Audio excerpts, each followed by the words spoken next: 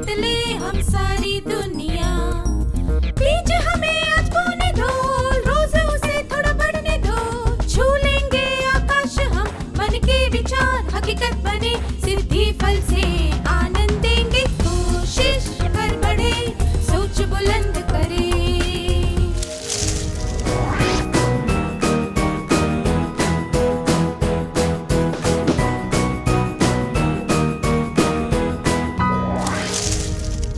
नमस्ते छात्रों, आप सबसे फिर से मिलकर खुशी हुई। पिछले सत्र में हमने सीखा था कि धैर्य क्या होता है।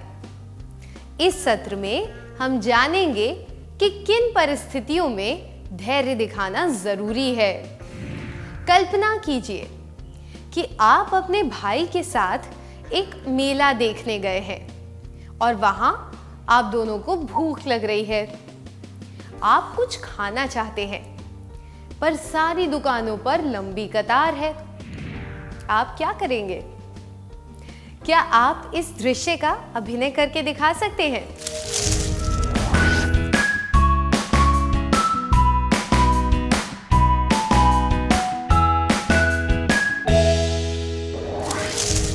धन्यवाद, बहुत बढ़िया था। क्या धैर्य खोने से कुछ हासिल हो सकता है? अगर हम अधीरता में वहां से चले जाएं, तो जब तक कोई दूसरी दुकान ना दिखे तब तक हमें भूखा रहना पड़ेगा। जब परिस्थितियों पर हमारा कोई बस ना हो, तब धैर्य से काम लेना पड़ता है। चाहे किसी कतार में खड़े रहना हो या फिर बाग में फूल खिलने या फल आने का इंतजार करना हो, दोनों ही परिस्थितियों को हम बदल नहीं सकते। इसलिए विनम्रता के साथ धैर्य दिखाने में ही भलाई है। इसी तरह कुछ लोगों के साथ काम करना भी चुनौतीपूर्ण हो सकता है।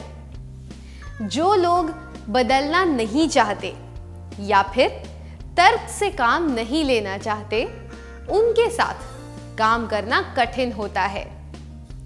ऐसी समस्याओं के बारे में सोचिए जिन्हें समझाया नहीं जा सकता, जैसे किसी की आकस्मिक मृत्यु या फिर कोई दुर्घटना। कभी-कभी जीवन हमारे साथ अन्याय करता है। ऐसे में धैर्य खोने से क्या कोई फायदा हो सकता है? धैर्य खोने से कुछ नहीं मिलेगा। ऐसी परिस्थितियों में केवल धैर्य दिखाने से ही हम कोई हल निकाल सकते हैं। अब हम जानेंगे कि हम धैर्यवान कैसे बन सकते हैं।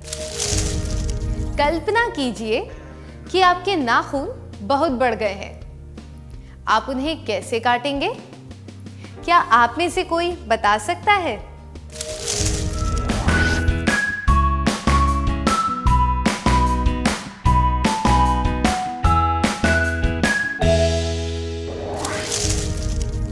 धन्यवाद। आपको यह काम धैर्य से करना पड़ता है। अगर आप धैर्य खो देंगे तो आपकी उंगलियों पर चोट लग सकती है। हमें यह गलतफहमी होती है कि सारे काम जल्दी और फटाफट होने चाहिए, इसलिए हम अधीर हो जाते हैं। हम में से कुछ लोग बहुत फुर्तीले होते हैं और कई लोग जरूरत से ज्यादा फुर्तीले। ऐसे स्वभाव के कारण हम तुरंत काम खत्म करना चाहते हैं और धैर्य खो बैठते हैं। पूरी जागरूकता के साथ और थोड़ी धीमी गति से काम करने से तनाव कम होता है। इससे हमें भी आराम मिलता है और दूसरों को भी।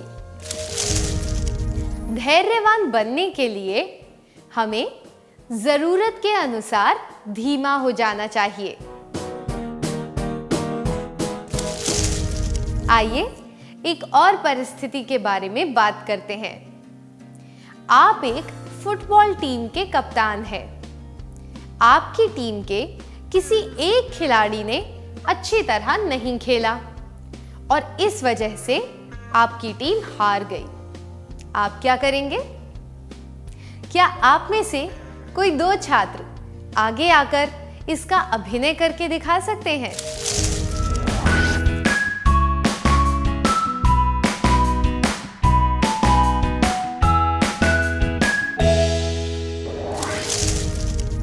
धन्यवाद।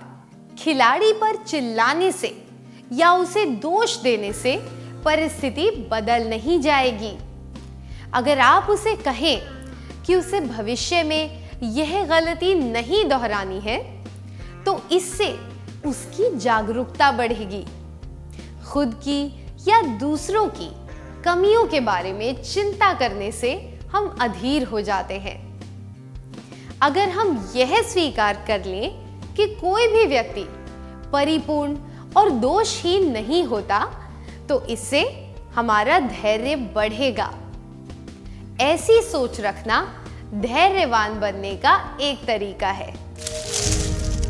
धैर्यवान बनने के लिए हमें जरूरत पड़ने पर धीमा हो जाना चाहिए।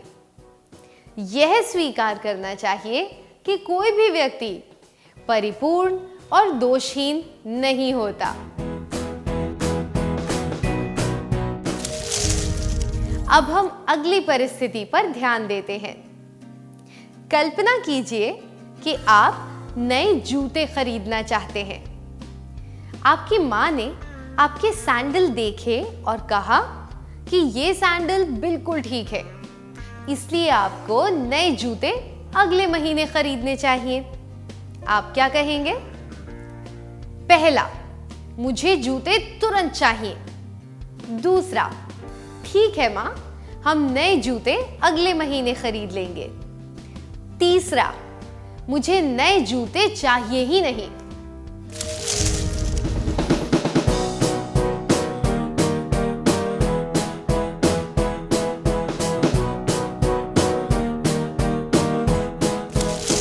गुस्से में यह कहना कि आपको जूते तुरंत चाहिए और रूठ कर यह कहना कि आपको जूते चाहिए ही नहीं, ये दोनों बातें अधीरता दर्शाती हैं।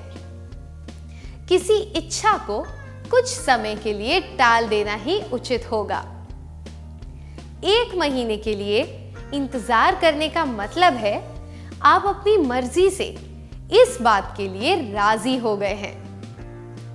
अगर हम इच्छाओं को पूरा करने का इंतजार करना सीख लेंगे तो हम में धैर्य आएगा। धैर्यवान बनने के लिए हमें इच्छाओं को पूरा करने का इंतजार करना सीखना चाहिए। क्या आपने किसी इच्छा को पूरा करने के लिए इंतजार किया है? क्या आप इस अनुभव के बारे में हमें बता सकते हैं?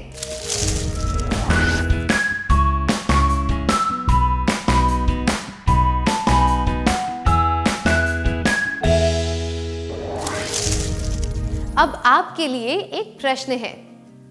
आप सबको सोने के अंडे देने वाली मुर्गी की कहानी तो पता होगी। वह मुर्गी रोज एक सोने का अंडा देती थी, पर उस मुर्गी के मालिक में धैर्य नहीं था। वह हर रोज एक अंडे का इंतजार नहीं करना चाहता था। उसे सारे अंडे एक साथ चाहिए थे। उसने सोचा कि अगर वह मुर्गी को काट देगा तो उसे सारे अंडे एक साथ मिल जाएंगे। अपने लालच और अधीरता की वजह से उसने बिना सोचे समझे मुर्गी को मार दिया और उसे मुर्गी के अंदर कोई अंडे भी नहीं मिले। हमने इस कहानी से क्या सीखा?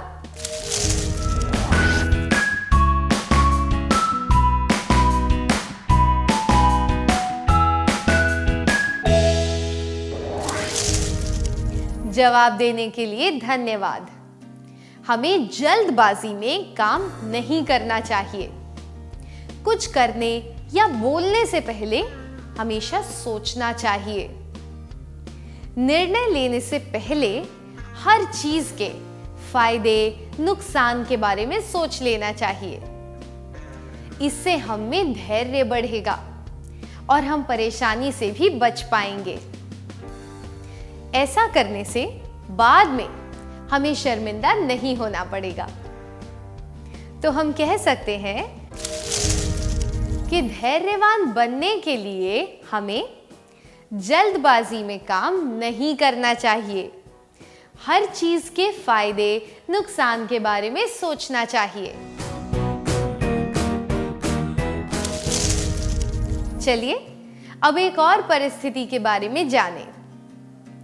कुमुद पूरे उत्साह से एक राज्य स्तरीय हॉकी प्रतियोगिता की तैयारी कर रही थी। वह मैच के एक दिन पहले बीमार पड़ गई और प्रतियोगिता में भाग नहीं ले पाई। अगर आप कुमुद की जगह होते तो आपके मन में कैसे विचार आते? क्या आप यह सोचते कि आपकी सारी तैयारी व्यर्थ गई, या आप यह सोचते कि यह बीमारी प्रतियोगिता के बाद भी आ सकती थी, या फिर आप सोचते कि मुझे अपनी तबीयत पर ज्यादा ध्यान देना चाहिए ताकि मैं अगली प्रतियोगिता में भाग ले सकूं?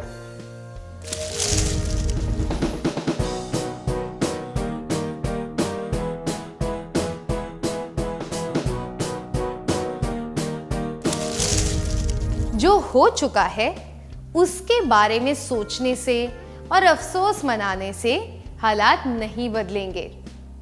तबीयत पर ज्यादा ध्यान देना, खुद को चुस्त रखना और अगली प्रतियोगिता की तैयारी करना सकारात्मक सोच है। जब परिस्थितियां विपरीत हो तब हमें यह सोचना चाहिए कि ऐसे हालात हमेशा नहीं रहेंगे। इससे हमें धैर्य आएगा और हम बिना शिकायत किए परिस्थिति के बदलने का इंतजार कर पाएंगे। धैर्यवान बनने के लिए हमें यह एहसास होना चाहिए कि बुरे दिन हमेशा नहीं रहते। सकारात्मक सोच अपनानी चाहिए। डर से दूर भागने की जगह अगर हम डर पर काबू पाना सीख लें तो हम धैर्यवान बन सकते हैं। इससे हम परेशानियों से ज्यादा अच्छी तरह निपट सकते हैं।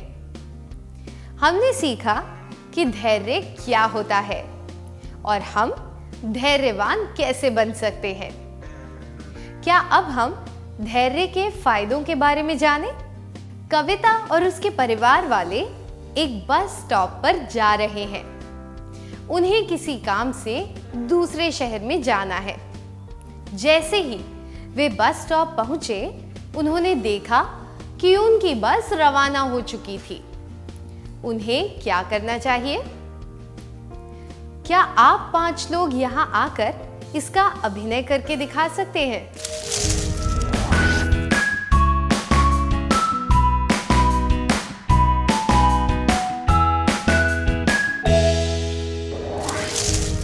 धन्यवाद। कई लोग बस को छूटता हुआ देखकर परेशान हो जाते हैं। वे दौड़कर बस पकड़ने की कोशिश करते हैं या फिर एक दूसरे को दोष देना शुरू कर देते हैं।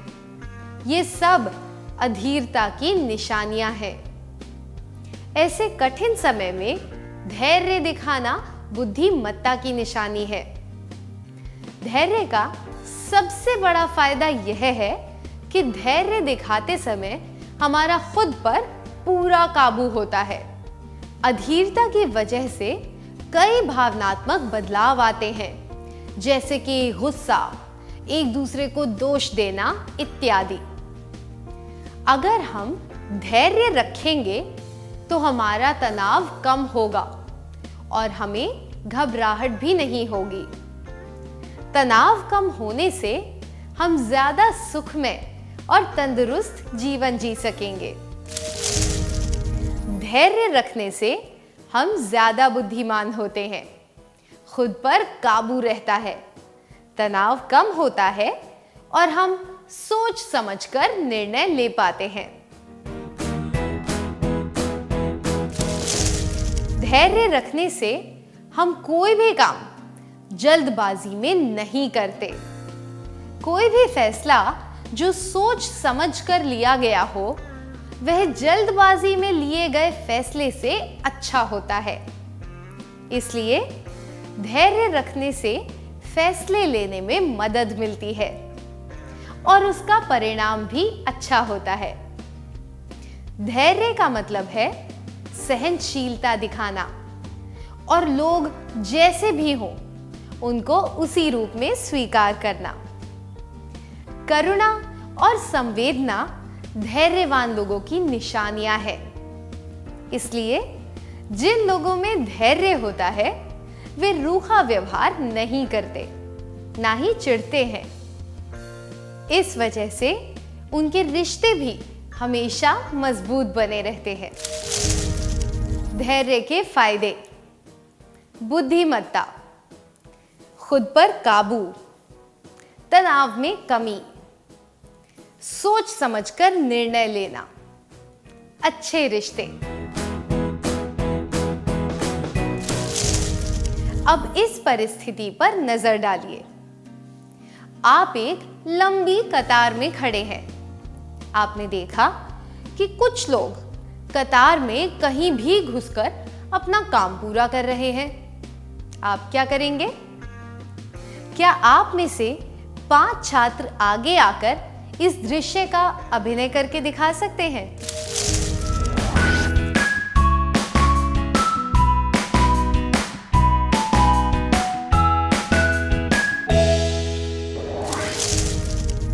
बहुत बढ़िया। आप कतार तोड़ने वालों को विनम्रता से समझाएंगे कि ऐसा नहीं करना चाहिए। उनकी तरह कतार तोड़ने का मतलब होगा अधीर हो जाना और अनैतिक व्यवहार करना। अगर आप चुप रहेंगे तो इसका मतलब है कि आप अपने हक के लिए लड़ना नहीं जानते। चुप रहने को आपकी कमजोरी के तौर पर देखा जाएगा। ऐसी कहावत है कि किसी भी चीज की अति नहीं होनी चाहिए। यह बात धैर्य के लिए भी सही है। जब लोग जरूरत से ज्यादा धैर्य दिखाते हैं तो इससे भी परेशानी हो सकती है। ज्यादा धैर्य दिखाने से किसी काम में देरी हो सकती है और यह भी हो सकता है कि वह काम कभी पूरा ही नहीं हो। एक और गैर फायदा यह है कि धैर्यवान व्यक्ति अपनी सहनशीलता की वजह से सबको खुश करने की कोशिश करते हैं, पर सबको खुश करने की कोशिश में कोई ना कोई महत्वपूर्ण चीज छूट ही जाती है। जब ऐसे लोग धैर्य से सुनते हैं तो ऐसा प्रतीत हो सकता है कि वे सब की बात से सहमत हैं। इसलिए जरूरत से ज्यादा धैर्यवान लोगों का हर कोई फायदा उठाना चाहता है। धैर्य से काम लेते वक्त हमें सावधान रहना चाहिए, क्योंकि जरूरत से ज्यादा धैर्य दिखाने से काम बिगड़ भी सकता है। जरूरत से ज्यादा धैर्य दिखाने से काम में विलंब आ सकता है या फिर काम रुक सकता है। सबको खुश करने की कोशिश की जाती है। आत्मसम्मान को ठेस पहुंच सकती है। लोग आपका फायदा उठाने लगते हैं। आशा है कि आप सब भी धैर्य रखना सीख लेंगे और सोच समझकर धैर्य से काम लेंगे। क्या अब हम आज के सत्र का सार संक्षेप कर लें?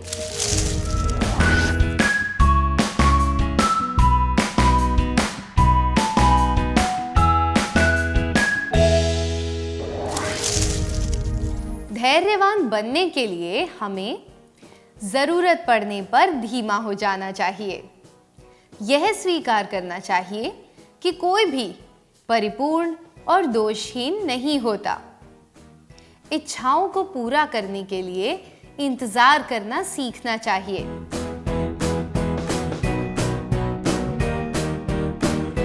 जल्दबाजी में काम नहीं करना चाहिए। हर चीज के फायदे और नुकसान के बारे में सोचना चाहिए।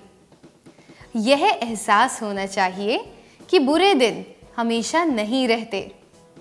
सकारात्मक सोच अपनानी चाहिए।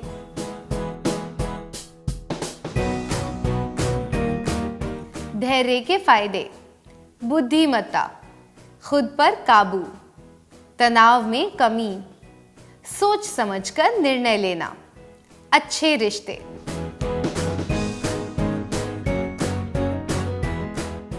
जरूरत से ज्यादा धैर्य दिखाने से काम में विलंब आ सकता है या फिर काम रुक सकता है। सबको खुश करने की कोशिश की जाती है, आत्मसम्मान को ठेस पहुंच सकती है, लोग आपका फायदा उठाने लगते हैं। इतनी अच्छी तरह सार संक्षेप करने के लिए धन्यवाद। क्या अब हम थोड़ा गृह कार्य लिख लें ताकि ये बातें हमें अच्छी तरह याद रहें?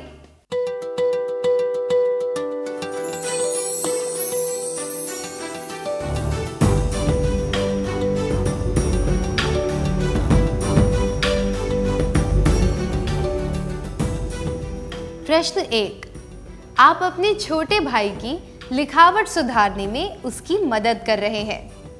वह बहुत धीरे धीरे सीख रहा है। आप क्या करेंगे? जवाब: 1, मैं कहूँगा या कहूँगी, मुझे खेद है कि मैंने तुम्हारी लिखावट सुधारने की कोशिश की। 2, मैं कहूँगा या कहूँगी, क्या तुम जल्दी नहीं सीख सकते?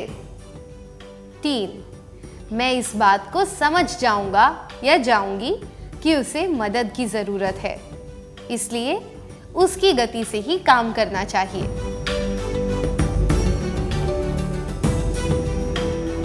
प्रश्न 2, आप एक व्यस्त सड़क पर साइकिल चला रहे हैं। एक छोटा लड़का साइकिल चलाता हुआ आपसे आगे निकल जाता है और आपको चुनौती देता है कि आप उससे आगे निकल कर दिखाएं। आप क्या करेंगे? जवाब: 1, मैं उसका पीछा करूंगा या करूंगी और उससे आगे निकल जाऊंगा या जाऊंगी। 2, मैं उसे डांट लगाऊंगा या लगाऊंगी। 3, मैं उसकी तरफ ध्यान नहीं दूंगा या दूंगी और अपने हिसाब से साइकिल चलाऊंगा या चलाऊंगी।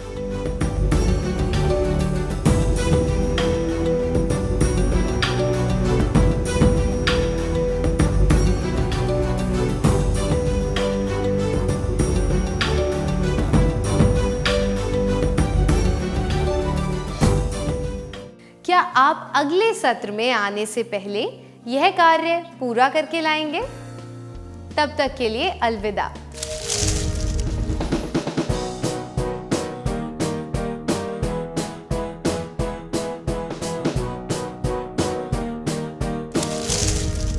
नमस्ते छात्रों, क्या हम जवाबों के बारे में चर्चा करें?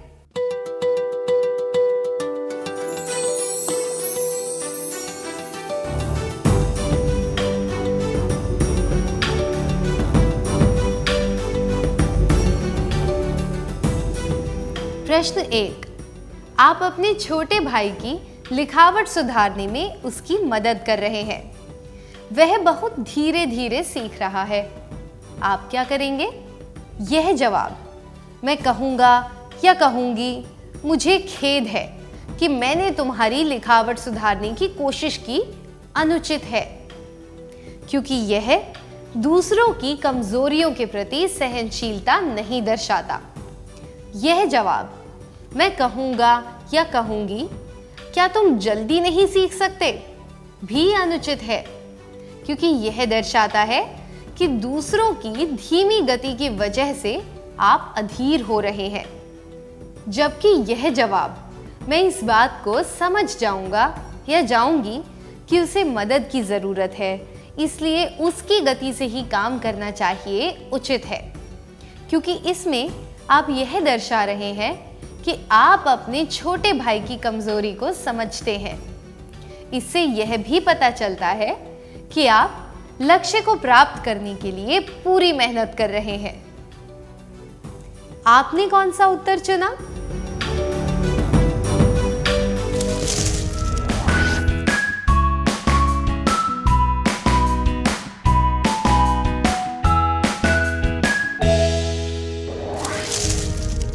प्रश्न 2, आप एक व्यस्त सड़क पर साइकिल चला रहे हैं।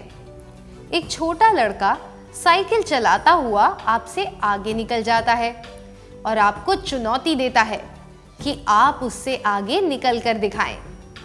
आप क्या करेंगे? जवाब: मैं उसका पीछा करूंगा या करूंगी और उससे आगे निकल जाऊंगा या जाऊंगी, और मैं उसे डांट लगाऊंगा या लगाऊंगी अनुचित है।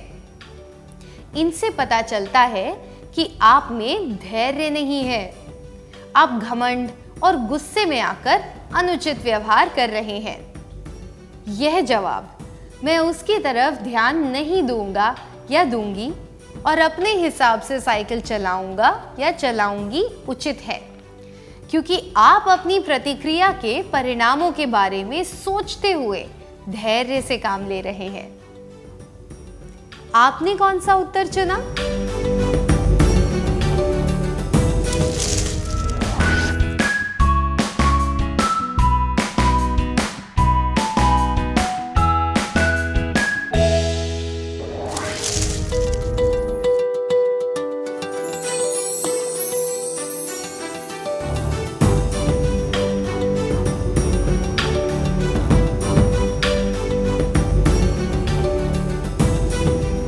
जिन छात्रों ने सही जवाब चुने थे उन्हें बधाई हो। क्या अब हम अगला सत्र शुरू करें?